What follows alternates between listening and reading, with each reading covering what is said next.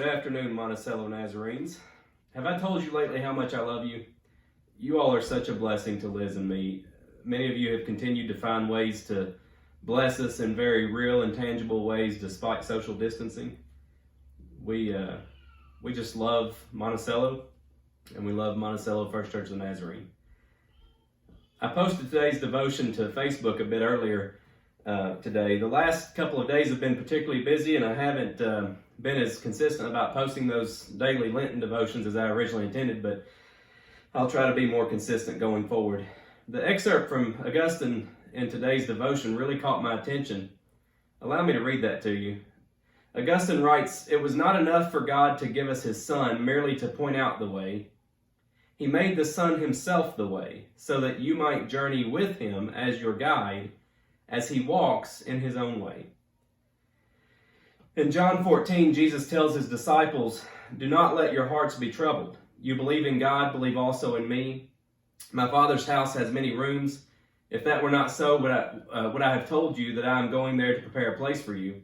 And if I go and prepare a place for you, I will come back and take you to be with me, that you also may be where I am." So Jesus is talking about going and preparing a place and coming back for his disciples. But then he says in verse 4, "You know the way to the place where I'm going." Now, Thomas takes issue with this statement. He responds to Jesus by saying, "Lord, we don't know where you are going, so how can we know the way?"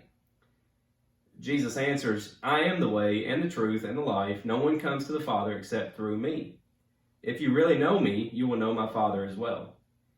Philip doesn't understand, and he says, "Lord, show us the Father, and that will be enough for us." Jesus answered, "Don't you know me, Philip, even after I have been among you such a long time? Anyone who has seen me has seen the Father. How can you say, 'Show us the Father'? Don't you believe that I am in the Father and that the Father is in me? The words I say to you, I do not speak on my own authority. Rather, it is the Father living in me who is doing his work." I agree with Augustine. I think that Jesus' statement, "I am the way," is quite significant. Jesus doesn't merely point us to the way or tell us about the way. He is actually the way. What does this mean, though? I don't think I have this figured out by any means, but I wanted to share a few thoughts as I'm processing this astounding "I am" claim by Jesus. What does he mean when he says, "I am the way"? Now, there's a lot to be said on the statement, "I am." That statement alone is quite significant, and Jews likely interpreted this single statement, this "I am," as a claim by Jesus to be God. But let's focus on Jesus as the way. I am the way.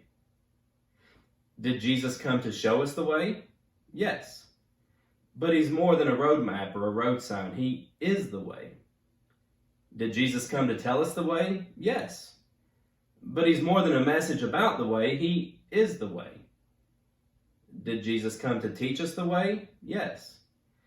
But he's more than an academic pursuit or a concept to be understood. He is the way. What if we think about it this way?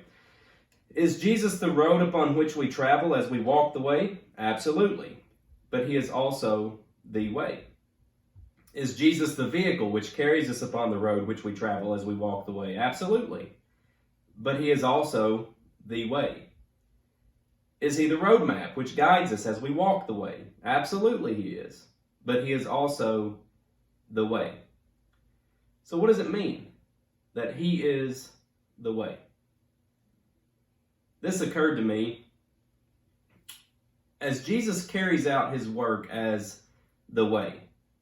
He inevitably will show us the way. He is the way, therefore he will show us the way. And there's the risk that some might become so mesmerized with the show, the visual, the signs, the wonders, the miracles, the great big claims, etc., and in doing so, limit him to a mere show, never truly knowing him as the way.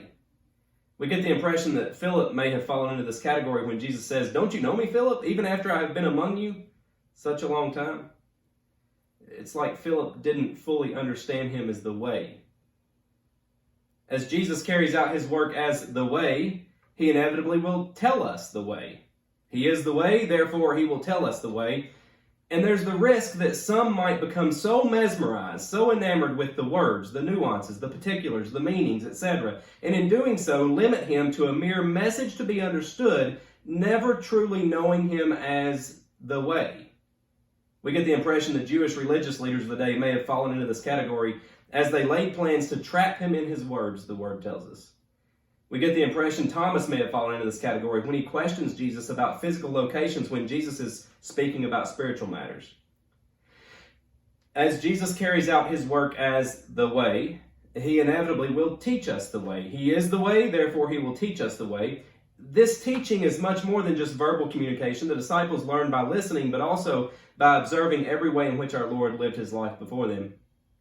But there's the risk that some might become so mesmerized with the teaching, the philosophy, the theology, and his practices, and in doing so, limit him to a mere teaching, never really knowing him as the way. Jesus is, not was, is, a person to be known. He is, currently, today, in your circumstances, in my circumstances, the way.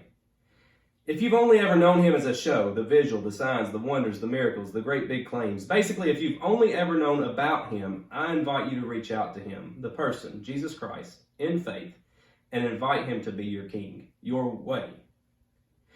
If you've ever only known him as a story, a telling, a message communicated, if you've only ever known him as a word, a nuance, a particular meaning, a word to be studied, dissected, analyzed, reasoned over, I invite you to reach out to him, the person, Jesus Christ, in faith, and invite him to be your king, your way. If you've only ever known him as a teaching, a philosophical and theological pursuit, a case study whose life and teaching you've dissected, analyzed, studied, I invite you to reach out to him, the person, Jesus Christ, in faith, and invite him to be your king, your way. You know, he lives, and he is the way.